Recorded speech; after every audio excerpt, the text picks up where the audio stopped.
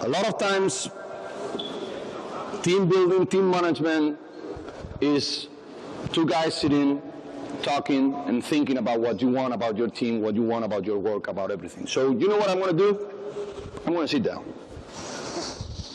Because when we talk about team building and team management, the first thing that comes to our head is recruiting. Okay? It's the first thing that we all think in our team. Which one are going to be our players? Blah, blah, blah, blah, blah, blah, blah, blah. Very good. Probably for me is the last thing that you need to know. Last thing you need to know. Why? Because the first thing that you need to know about your team is take a look inside of you. Let's put it this way. Is Pablo Laso the right coach for the under-18 team of Alba Berlin? You think yes? Maybe not, because I don't speak German, let's put it this way. So this controversy is something that for us is very important as coaches.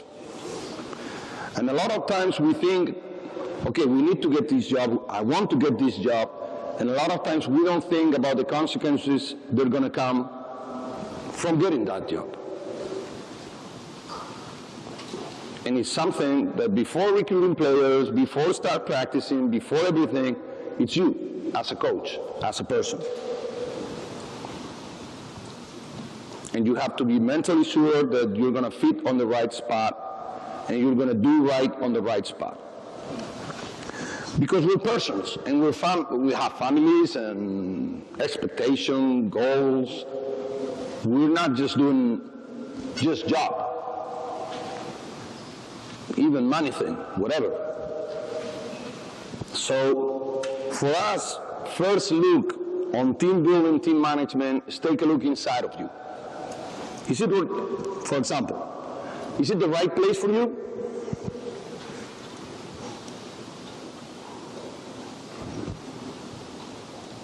Just think about it. Is the right place? I will be able to coach in a play. I'm Spanish. I came here, I didn't bring a jacket. It's raining and cold. In Madrid, it's hot. And if I'm coaching Malaga, I'm going to be wearing almost short pants all year. How about if I'm coaching in, what's that place? Kazan. Would I be able to handle that? Would I be able to do my job right? I have family. I have 3 kids, my wife and 3 kids. I'm going to do my job right if my family is going to be happy there.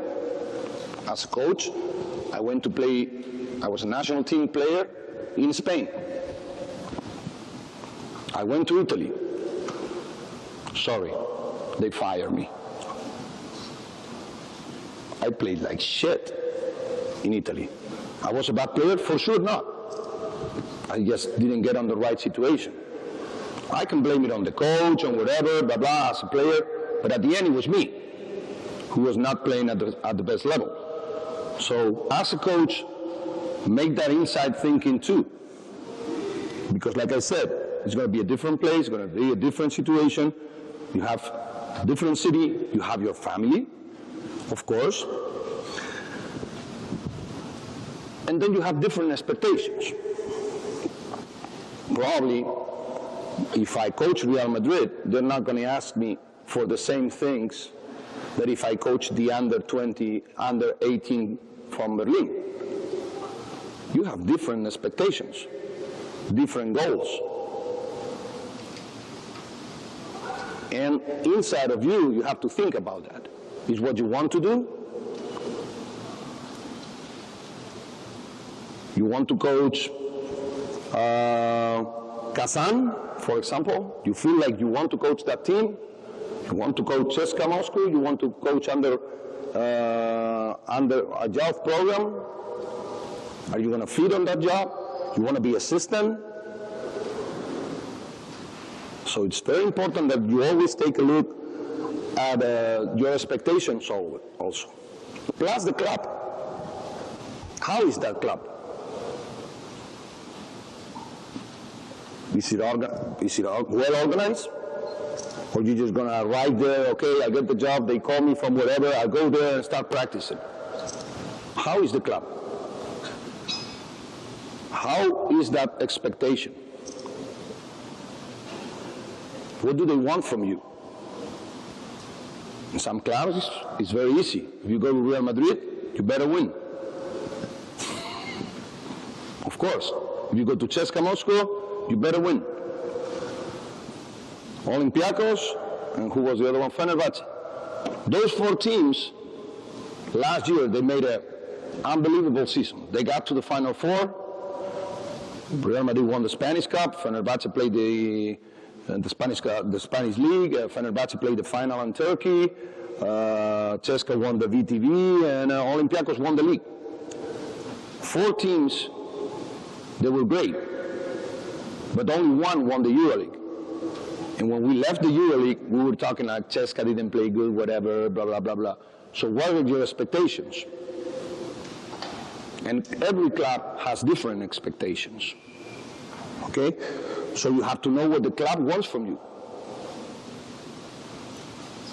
And other reasons that are important. You want to develop players. I don't mind winning as much as I want to develop players. There's teams in Europe who are worried about, I want to get young guys so I can, sell them, get the money, and continue my job. Red Star, for example. Red Star always get young guys, try to improve them, and then they leave. They received, I don't know, market. Kalinic now, he's going to. But for the coach, he has to understand that. Probably Red Star coach here, my friend from Red Star is here sitting. I'm like, I'm not going to win the EuroLeague. I got the best player in the EuroLeague, Marjanovic, and he left. So he understands the club. And he's doing a great job with the different expectations. And he understands it from the beginning. Also the club, you got to know what do they have. I don't have the same, let's say, facilities coaching Real Madrid or coaching San Sebastian in ACB where I was coaching before. In Real Madrid, we travel better. We got our gym for practice. I got more people to help, more coaches. In San Sebastian, no. And you have to adjust as a coach. Okay? So all these things, you have to consider it inside of you before getting the job. A lot of times coaches will think, luckily I can get that job. Yeah, but the job, it has to be something that you feel inside that you're going to do right. I'm a lecturer on the FECC program. That's been for 9 years. FECC. This is the 9th year, no? 2007, so we go nine years on the FECC. I just lost one summer because I broke my Achilles. Michael almost killed me because I broke my Achilles. He was mad at me because I broke my Achilles, so I couldn't go to the FECC. First year, 2007, okay. Pesic talked to me about that program. I was coaching in 2nd division in Spain. Probably when Pesic, who was my mentor to get in that program, talked to Michael Schwartz and said, okay, probably Pablo would be very good because he speaks English, we need Spanish coach, blah, blah, blah, blah, blah, blah. Probably Michael Schwartz said, who is Pablo Laso as a coach? Normal. He probably thought, okay, we want to build a great program and we're getting Pablo Laso as a coach. We should get Pesic, we should get Obradovic, we should get top coaches like we have in our program. For me, at that time when I was like scared, what am I going to do there? I was not thinking what they think about me, I was thinking what I can give to that program as a coach. And from the beginning, my feeling was, okay, I don't know what I will give, but I also know what I'm going to get. And I get a lot of feedback, I work with a lot of coaches, and see here some of them that have been on the program. For me, that is something that is on my career as a coach, really helped me to have different point of views, because at the end put me on a different situation that I was on that time. Now, okay, now Pablo Laso is winner of Euroleague. So what? Probably is the same, sure is the same person, who has different situations, coaching lab, coaching, but at the end, I always try for myself to fit where I'm going to be. If I go to Real Madrid thinking that they're not going to ask me to win, I'm stupid. So it's very important that when you talk about team building and team management and all that, first think on you. If you're going to be able to start that job, okay? Okay, so you're in the team. You arrive to one team, or you're already in the team. And you have a view of what do you want to build, what you want to do, whatever. For me, most important thing is going to be your staff. Your staff is the people that's going to be with you for the whole year. Your assistants, your trainer, your physiotherapist, your doctor. In Madrid, we have the utillero, I don't know how you said, the guy who runs everything, the material, I don't know how you say it in English. That people, for me, is as important as Rudy Fernandez.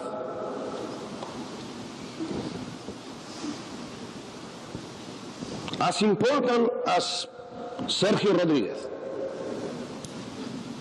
My doctor is as important as anyone on the team,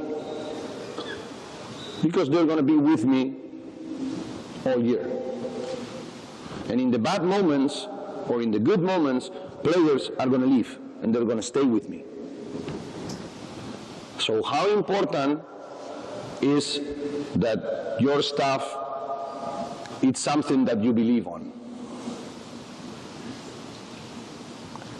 Also, knowing that they're able to do their job. Of course, you got to recruit them, but you have to know that they're good professionals, and they're going to help you, and they're going to help the team. And this is an example that a lot of times we don't think about. Your physiotherapist got a better job and he's leaving. Nothing happens. Maybe. Why not? We saw a lot of teams where they have problems with doctors, with whatever, and that affects your team. How are you going to manage that during the year if you have, let's say, a bad doctor, a doctor who creates problems for you instead of solving problems? How about you have a physical trainer who is leaving and he's probably thinking that we're not doing the right job? Which is stupid. You're having a fight from the beginning.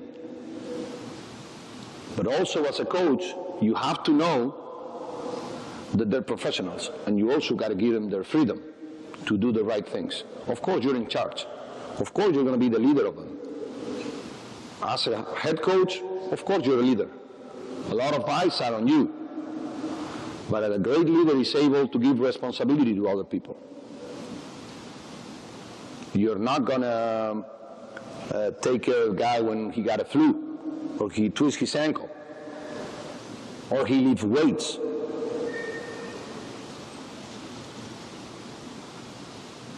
But you're in charge of that. They're going to look at you. Rick just said something like that. Do you have a shooting coach? Something like that. Some question came up like that. And he more or less, he said, okay, I'm in control of everything. They're going to look at you. If they miss shots and they miss free throws, and you got to do something to solve it. It's not going to be you, maybe, the one who correct that, but you're going to have somebody who will do it. And you got to believe on that person doing that job. Okay? So your stuff is very important. And like I said, always put it on the right position. If I'm going to coach a left team, second division team, probably I won't be able to have the best stuff that I want. Maybe I don't have enough players. That was funny because I text the coach from Orense, is the team in ACB, came up. They don't know if they're going to play in ACB or left for a, let's say, political situation. And I text him from a scrimmage, and he was funny because he was telling me, well, I have to ask my doctor about if we can play Sunday. I'm like, what is your doctor?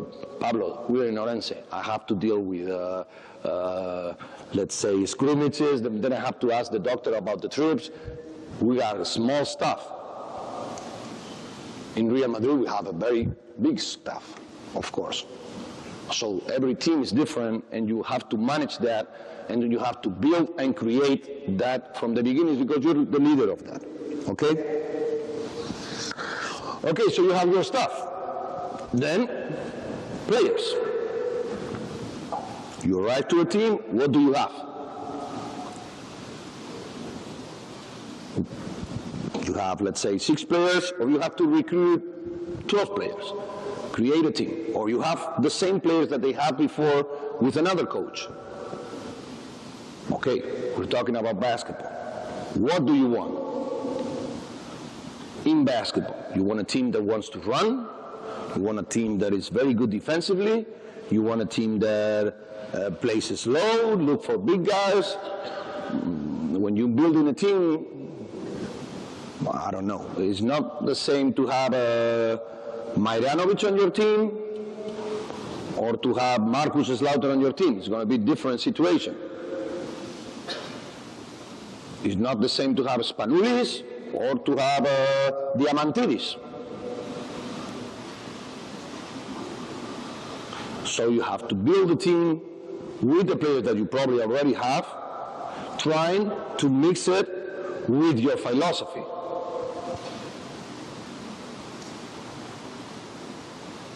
Maybe you go to the market and you got to get 4 players. Maybe you go to the market and you got to get 2. Maybe you got to go and get 8. But at the end, forget about the name of the players and his quality, because you're going to have to make a team. And if the club gives you 10 and you need to get 6 players and you pay 9 to 1, then you only want 1 for a lot of them. So just think about value your team and know that you want to create a team. Don't just think about one player, and one player can be very important. We're in Germany, totally different national team with Dirk, without Dirk, for sure. We will talk about national team later on, but it's true. So when you're recruiting, when you're making your team player-wise, just think what is going to help you to be a better team. Don't just think about players. This happens a little bit, and for us is, now that Rick is not here, NBA thing. NBA, they get great players and then they start thinking about making a team. Europe, we're still a little bit thinking about, okay, we need to create a team, so sign players that make you a better team. NBA, which is a little bit more business, is like, if LeBron James is open, I'm going to get LeBron James. Then we'll see. In Europe, that's very difficult, because if you have one LeBron James, he will go to the NBA. So at the end, for us, it's probably more important make a team than just think about players. Well, of course, are in our head. All players are in our head. When I arrived to Madrid, I know examples for this is very easy. I arrived to Madrid and Prigioni left, and Sergio Rodriguez had played a terrible year before. So I signed in Madrid. The only question that the press was asking me is, what point guard are you going to sign? And for me, it was stupid. I had the best point guard on my roster. Jules is the best point guard. Oh, come on, Jules cannot play the point guard.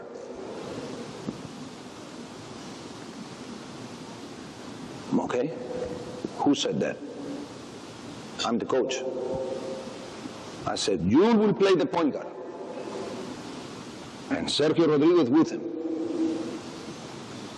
And now, in less than 4 years, they kill the national team coach, anyone, Sergio or Juan or whoever is in the national team, because they don't put Jules at the point guard. The same guy that 4 years ago was telling, Pablo, you're stupid, Jules cannot play the point guard. Is the same guy that 4 years later goes, they have to put Jules at the point guard. This is basketball, and we have to live with this. So make clear that what you want to do with the team is something that you really believe, and it's something that you're going to work to make it right. Don't do stupid things. Because when I saw Jules his first time playing in Manresa, with 16 years old, he was a point guard. He's been always a point guard on youth categories. Then he went to Madrid, people start getting injured, so they give him the 2 position. But I knew from the beginning that he could play that position. I put this example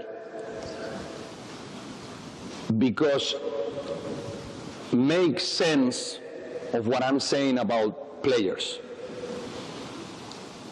Players are important, of course, but the way you want to use them is even more important than just the name. And there is where your hand is very important on deciding those situations. Okay? Okay, then you have your team. Okay, you have your staff. Your staff. You have your teams. Your players. You have a schedule. And your calendar. And it's totally different. For example,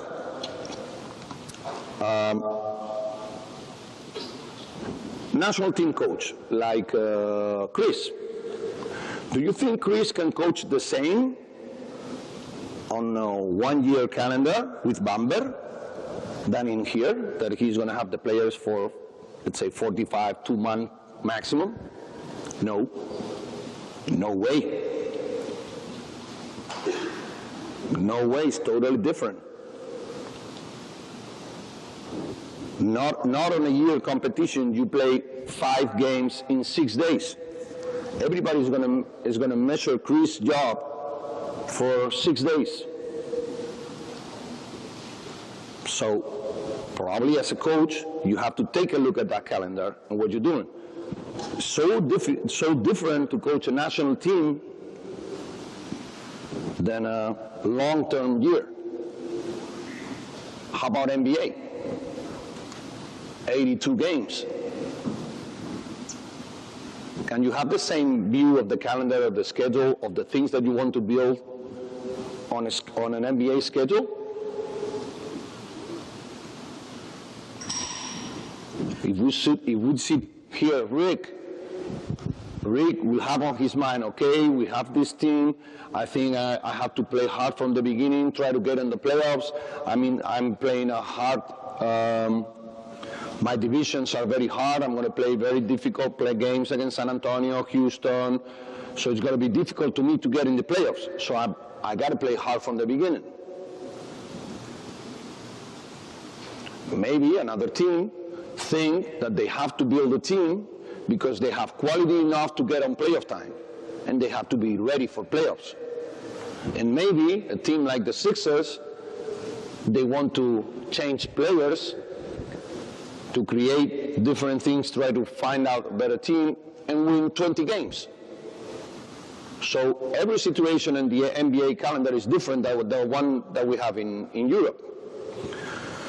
For example, it's not the same situation for Juventud Badalona in ACB that's going to play 34 games that for Real Madrid or Barcelona or Unicaja that we're going to play almost 80 games during the year.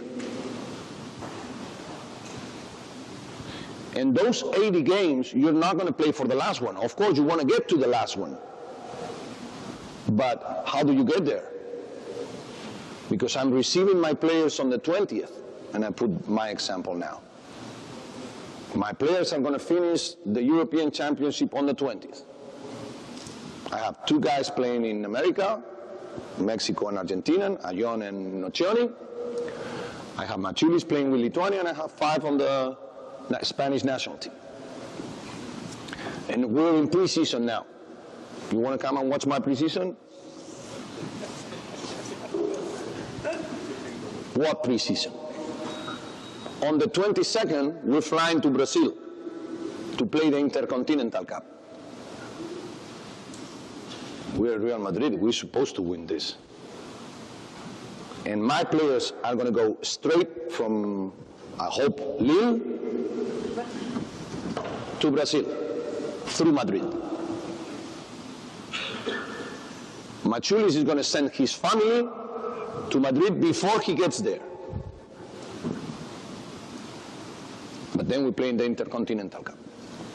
And next week, we're playing the Super Cup, where, I mean, Super Cup, Real Madrid has to win.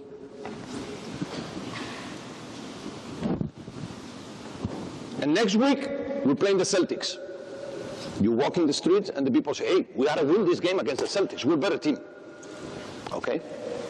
Next week, we start Euroleague. Can you find me some time to practice, please?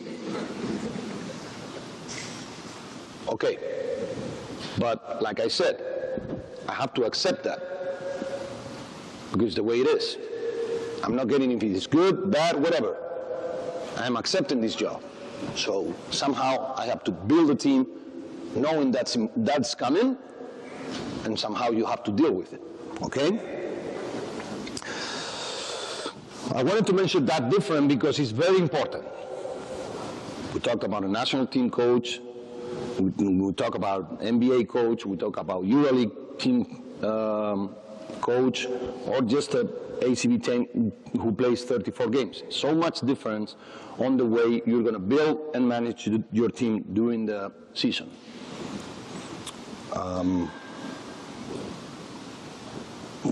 Sometimes we go 5 days in a row away from home. A lot of times I think they're tired of watching my face. We see in the airport, we see in the hotel, we see in practice, we see in the game. Probably when they see a picture of Pablo Laso, they go like, I don't want to see Pablo Laso anymore. And that's something that you have to manage from the beginning, okay? How do you manage that? You have players, they're persons, and they have their own goals and their own expectations. Same thing we talked about us, they have them. What do they want? They want to win? Well, that's the best situation. If they want to win, that's the best situation. Because you want to win too. But a lot of times we got to deal with players that they want to win for sure. But they want to play good. And to play good, they have to play minutes. So, you really need to know what are the expectations, the goals of every player that you have. Have players that their head is, I got to play good because I want to go to the NBA. I got to play good because I want to get more money. I just lost a player that is very important for me, that is leaving to another team. I feel bad, I feel terrible. I love that player. He left. When we talked, he was like crying, leaving Madrid. They gave him an unbelievable, gave him an unbelievable contract. What can I say? Okay, respect and confidence, both ways. So a lot of times you have to show your players that respect and confidence that a lot of times they use for them. I want it too, because I'm the coach. I want the same respect. I want the same confidence. Okay? Because there's one thing that is difficult for players. Understand their minutes. When a player plays 20 minutes, he thinks he should play 22. If he plays 22, he thinks he should play 24. When he plays 24, he thinks he should play 30. And if one day you put him 34, he said, I'm playing too much.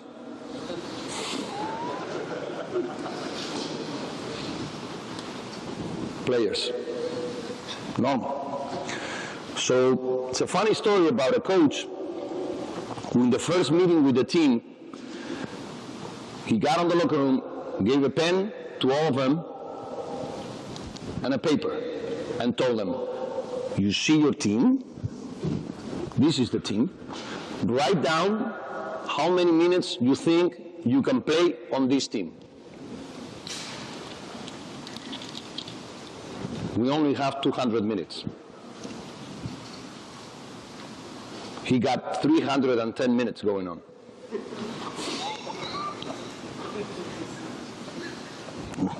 I mean, okay, we know this.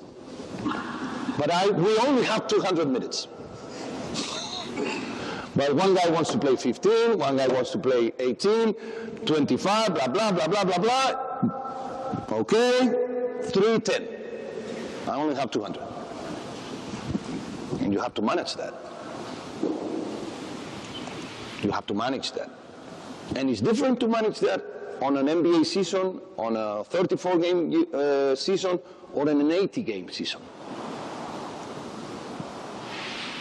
And sometimes you have to play with that. You need those minutes. Those minutes are important for you. The problem is you have to make her understand that every minute is important. Every minute is important. It's not a problem of quantity. It's a problem of quality. And this is something that we don't think too much. How much are you producing? Because maybe on 18 minutes, you're producing more than playing 25 minutes.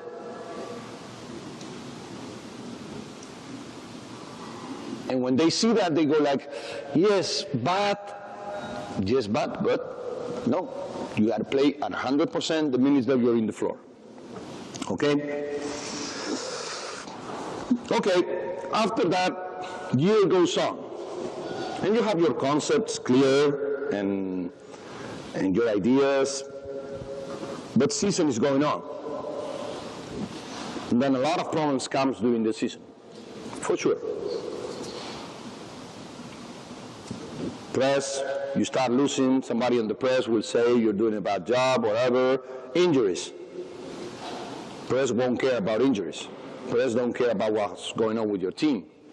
You're the only one who are leading that and knowing everything that's going on. We were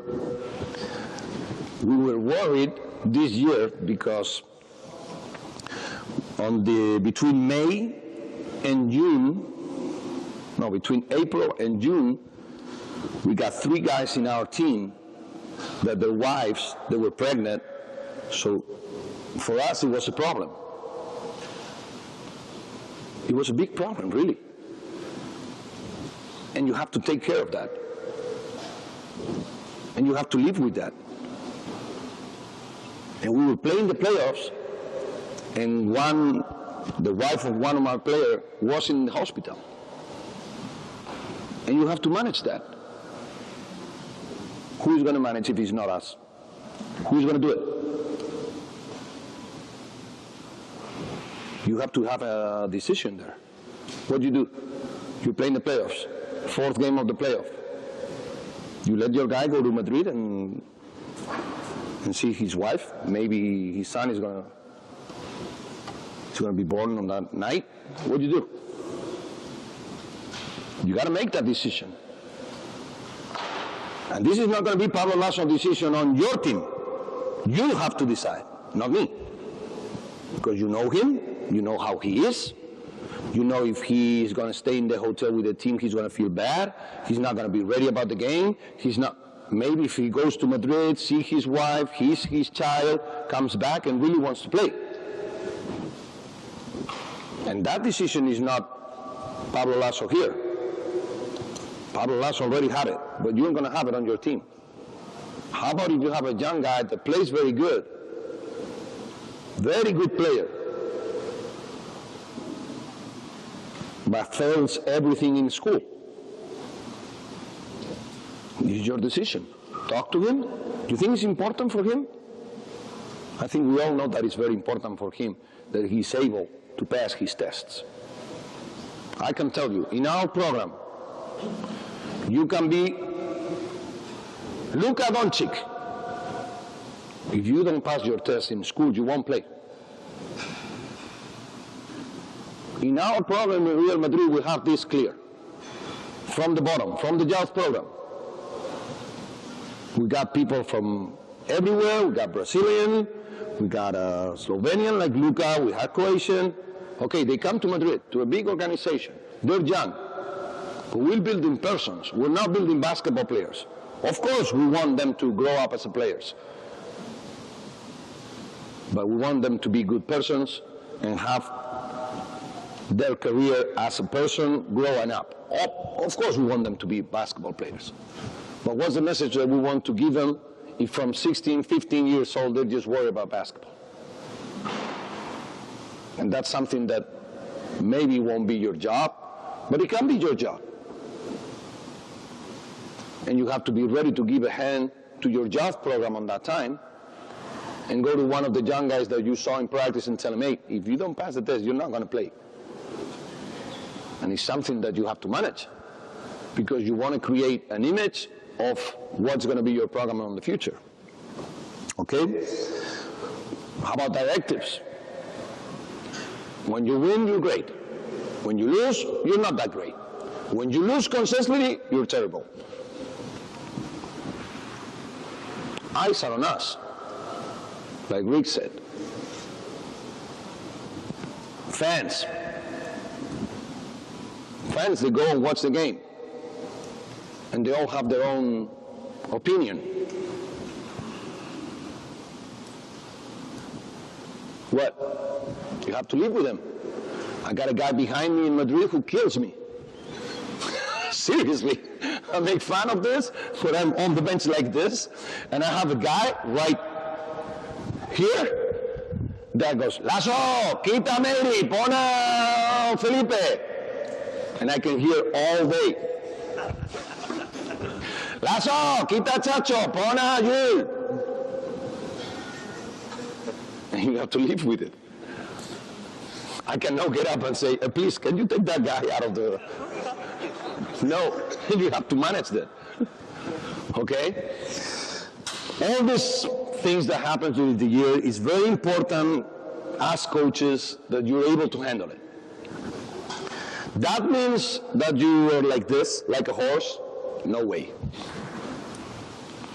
No way. Sometimes coaches, I heard this a lot. I don't read. I don't read papers. I don't think so. We're not that stupid. We are in today's world, it's impossible that you don't know what's going on with your team, what they say about you, but it's normal. We have Twitter, we have Facebook, press, whatever. It's impossible that you don't read it. I'm not going to say who, but I know a story about one coach who said, I don't read anything. I don't read anything. I don't want to know anything about press. I know the press guy from that team. I don't want to read. I'm not worried about this. And next 2 days later, he calls the press guy. Hey, how can the press write that this guy is not going to play today? So the press guy said, listen, do you read or you don't read? Okay, so I think it's very difficult that we live away, that our life is away from everything. But that cannot change us. We have to have our concepts very clear. But I tell you one thing, you have to be open-minded. You have to be open-minded. I can say this polo is white. And for me it's white. But if you guys tell me that it's blue, I will go like this and say, it's blue, but it's white here. Okay? Because I won't say that I'm wrong. But probably I will have to say, okay, maybe it's blue. What I'm saying is, all the things that are going to happen during the year, we cannot tell them here in 45 minutes. And you have to be ready that everything that comes, you will have to solve it. Because you're the leader of all those things. And you're probably going to have people to help you. And you have to create that people to help you. And players, a lot of times, are there to help you. Use them. Use them. Use the players. Use your staff. Use your directives. Use the press. Don't change. But make sure this polo is blue. Okay? Thank you.